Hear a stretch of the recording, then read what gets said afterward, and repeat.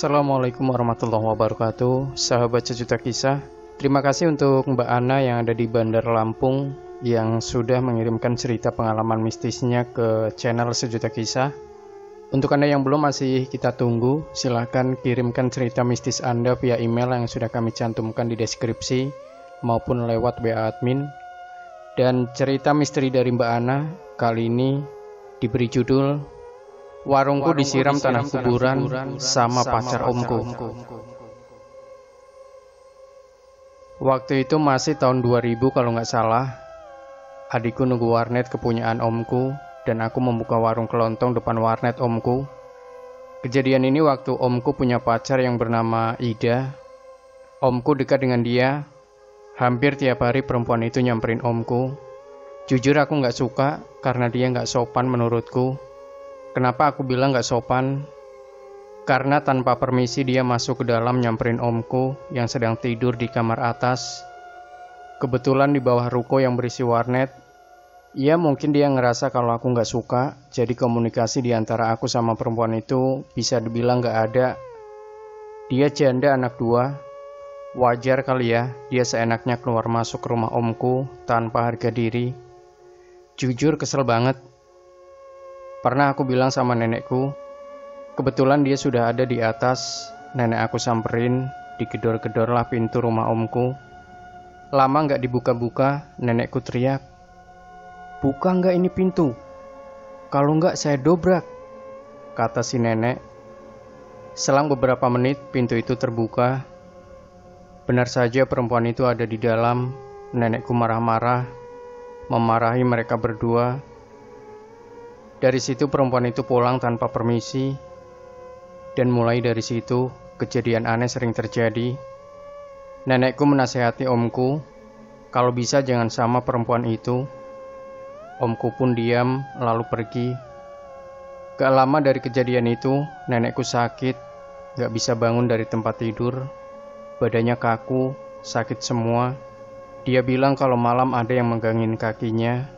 Terus bermimpi ada yang kasih dia makanan oleh seorang perempuan. Terbangun dalam mimpinya, dia teriak-teriak mengeluh sakit perut. Kebetulan aku tinggal sama nenek. Keesokan paginya, aku pulang ke rumah menceritakan ke ibuku. Aku pikir nenek sakitnya ada yang ngirim deh, Bu.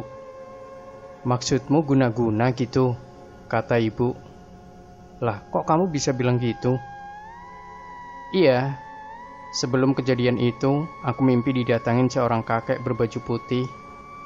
Dia berpesan, hati-hati ada yang mau buat kalian celaka." Lalu ibuku pun pergi ke rumah si Abah, sebutan orang yang bisa ngobatin kiriman hal-hal gaib. "Assalamualaikum, Mbah." "Waalaikumsalam. Masuk." "Ada apa?" "Saya mau minta tolong, Mbah." "Iya," jawab si Abah, "tolong tengokin ibu saya yang sedang sakit. Tiba-tiba dia gak bisa bangun dari tempat tidur." Ibuku gak cerita sama ayahku karena ayah itu menentang keras sama hal-hal gaib. Bisa dibilang gak percaya. Kita pergi ke rumah nenek, terus si Abah membaca doa memohon petunjuk. Benar saja, di bawah tempat tidur si nenek ditemukan bunga 7 rupa. Setelah diambil, nenek sudah bisa bangun, tapi belum bisa jalan. Ia masih dibopong. Terus si Abah membaca dan menyiramkan air di seluruh ruangan, lalu pamit. Besoknya dia kembali lagi dan ibu saya diminta membeli bunga 7 rupa sama minyak. Nggak tahu minyak apa. Malamnya aku lihat nenekku tidur sambil teriak-teriak minta tolong, kayak mimpi gitu. Aku bangunin, "Kenapa, Nek?" "Nenek mimpi dikejar-kejar perempuan, nggak tahu siapa." Aku pun panik. Tiba-tiba di ruangan kamar nenekku, wangi bunga kenanga jujur nyengat banget. Aromanya pun membuat aku mual, pengen muntah. Ternyata emang ada sosok perempuan di ruangan ini. Dia senyum sinis menatapku, lalu hilang di balik tembok. Aku gak cerita sama nenek, takut dia kepikiran. Lalu aku nyuruh dia untuk istirahat kembali tidur. Aku tidur di sebelahnya.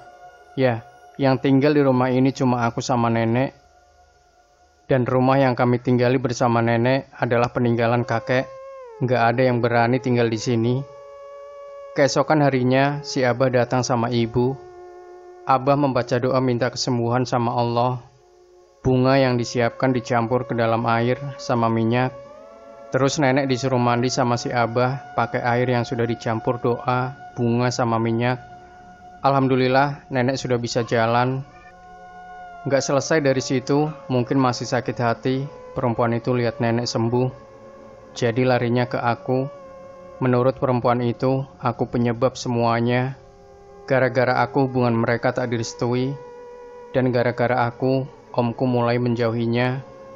Tak sampai di situ, perempuan itu terus mengirim hal-hal aneh, termasuk menutup usaha warungku. Pagi ketika aku buka warung, bismillah dong setiap aku buka warung. Tapi pagi itu terasa beda banget di warungku. Pas lagi aku buka, tiba-tiba bau aroma bangkai menyengat. Bau tai lincung, bau bunga, baunya aneh-aneh lah pokoknya. Astagfirullah, ucapku kenapa ini? Pasti ada yang gak beres. Benar saja, anak kecil yang biasa belanja di warung itu tiba-tiba dia menangis, menjerit, lalu ketakutan. Ngadu sama ibunya ada hantu di warung itu, ada pocong, kata si anak itu. Ya Allah, benar saja, pocong itu emang ada. Ketika maghrib datang, semua makhluk yang ada di warungku emang ada, nyata. Aku melihatnya dari ujung sudut, semua makhluk emang ada. Ya Allah, aku berserah padamu. Dalam hatiku bergumam. Datanglah teman adikku bilang, "Mbak, warung kamu tutup terus sih. Kenapa?"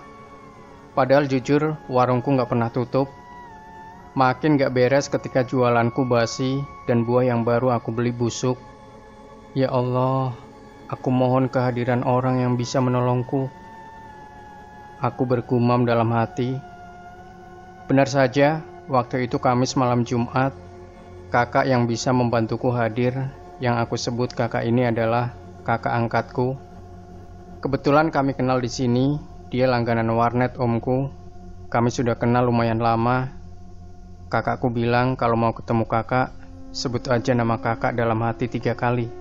Dan benar, waktu aku minta pertolongan sama Allah, aku sebut namanya 3 kali. Benar, dia datang langsung berkata mau minta tolong apa. Dia kaget dong. Dia pikir aku cuma iseng. Ternyata benar. Dia tahu apa yang aku keluhkan. Tanpa aku cerita, dia nyuruh aku beli air mineral, lalu dibacakan doa. Besok air ini dicampur air seember, lalu siramkan ke warung kamu dari ujung ke ujung. Pokoknya siram semua sampai habis. Kamu sudah tahu siapa yang ngelakuin ini semua, jadi kamu pasrah aja sama yang kuasa.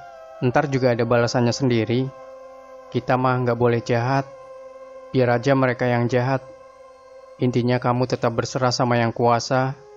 Karena atas izinnya kakak datang kan untuk nolong kamu. Ucap si kakak sambil nasihatin aku. Iya kak, makasih banyak ya sudah mau nolong aku. Iya, sama-sama. Semangat cari cuan yang banyak ya kak. Ya sudah, kakak pamit pulang ya. Sekali lagi makasih banyak, oke? Dan esok paginya, alhamdulillah, warungku ramai kembali. Dan begitulah cerita pengalaman mistis dariku. Sampai ketemu di cerita yang lain. Terima kasih untuk Mbak Ana yang ada di Bandar Lampung yang sudah mengirimkan cerita pengalaman mistisnya ke channel Sejuta Kisah.